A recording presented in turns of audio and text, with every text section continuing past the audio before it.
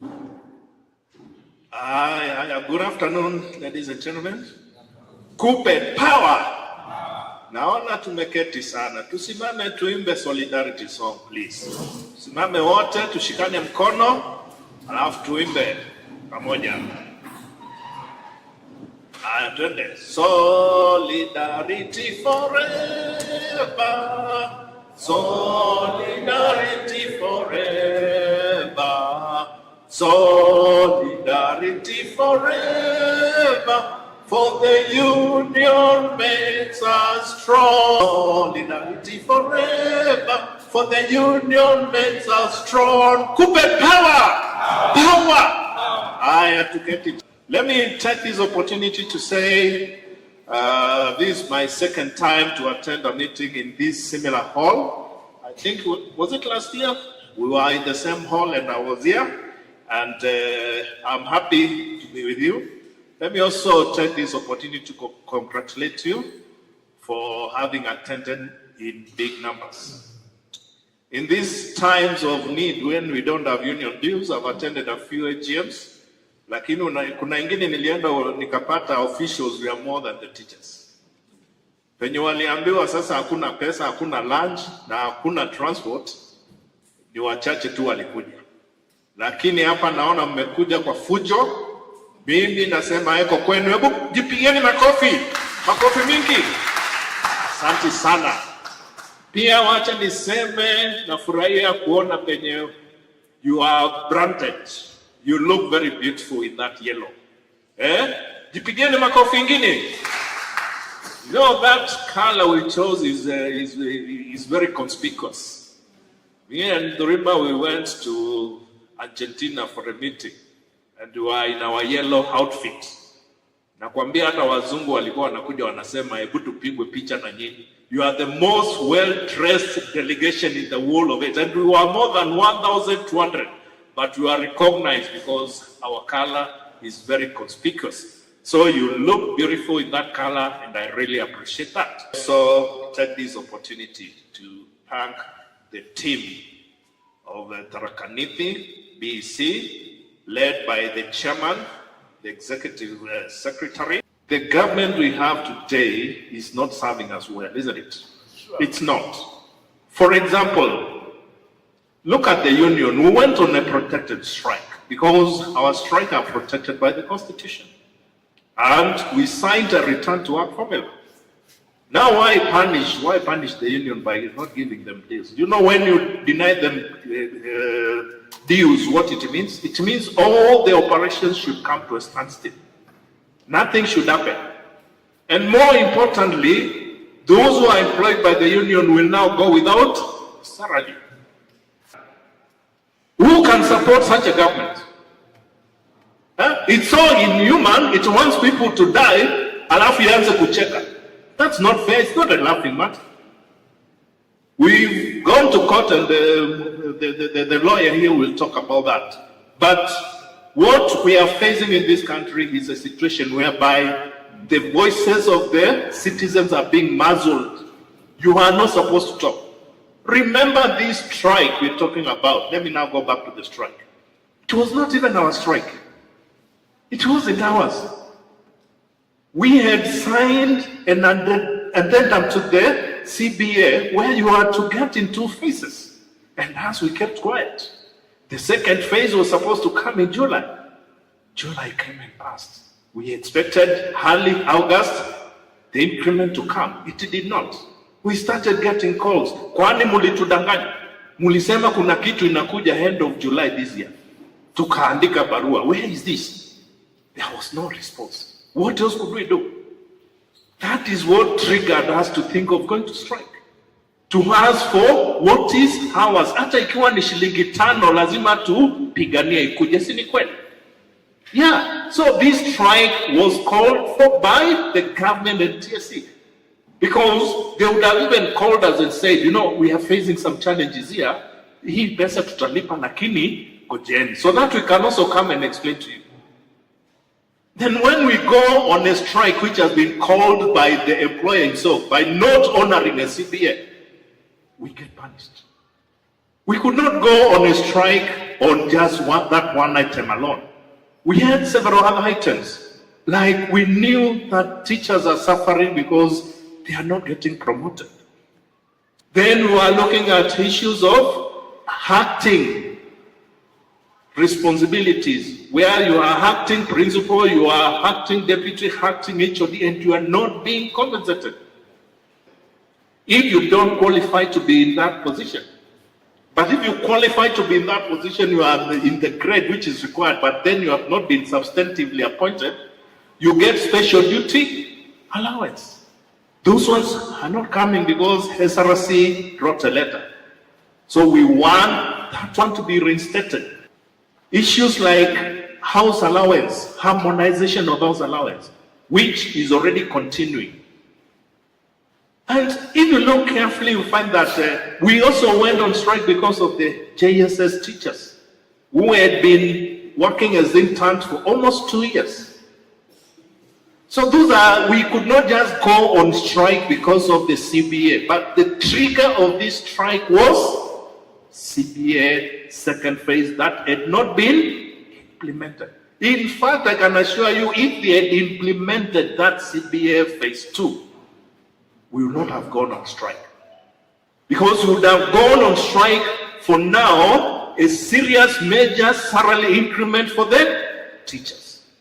Like what we are going to do in the next phase, where we want 30 to 70% salary increment in the CBA 2025-2029. In fact, that is what should have taken us to the street, but we were just forced to go to the streets. And if you analyze what we achieved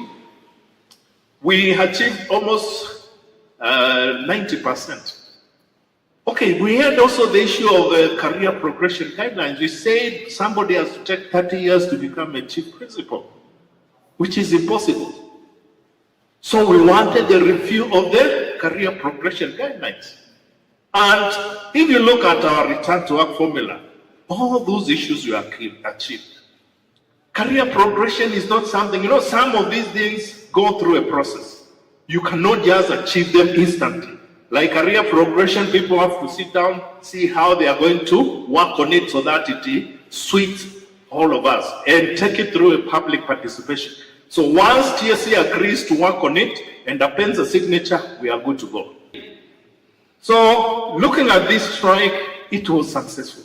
And why we delayed it? Because TSC did not want to sign a return to work formula. And we suspect it would have punished the teachers by deducting those days they were out. And that's why we insisted, without a return to work formula, we are not going to call off this strike. And once they agreed, we were able to call off the strike. And even, like my colleague will explain, it was signed and became a consent order from a court, which is the first in Kenya. The other times we just signed a document, but this one here was lodged in court and it came out as a court document. Very well. Although some people did not understand, when you go on strike, you have what you have demanded. So you look at what your demands were and what you have achieved. Some fellas I met with, they were saying, if you had persisted, you would have got more money. Did we ask for more money? How can you get more money when you did not ask for it? And how can you ask for more money when the CBA is still on course? Once it is over, that's when now you go and ask for more money in the next cycle of the CBA. And recognition. Everybody knows that now KUPPET, once it starts and calls for industrial action, it will be there. So we've been able to vindicate ourselves in that area, and we'll continue that way. I want to congratulate Gitonga and your team. Mental health is a problem worldwide. When we are in Argentina, those are some of the issues we are dealing with. It's cropping up because of the environment we are living in. It's very demanding. And as a teacher, you find it starts even from your workstation. You find that you have excess work, isn't it? Because there is serious teacher shortage.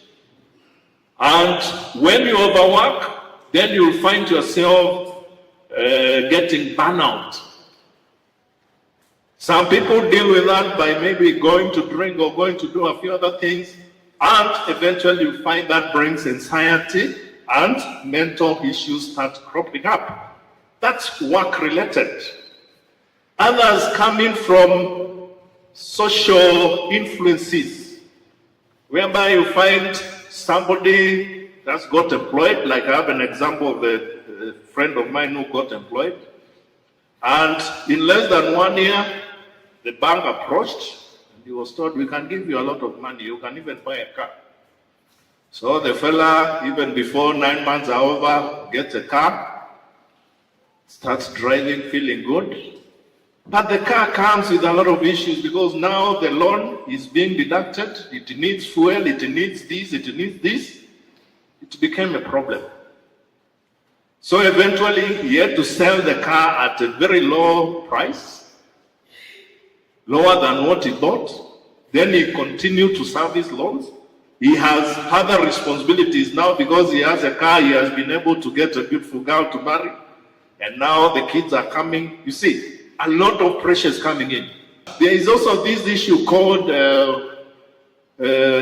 gambling. We've also noticed that some teachers are gambling. Kuna ile kiti ya kadege inaruka hivi.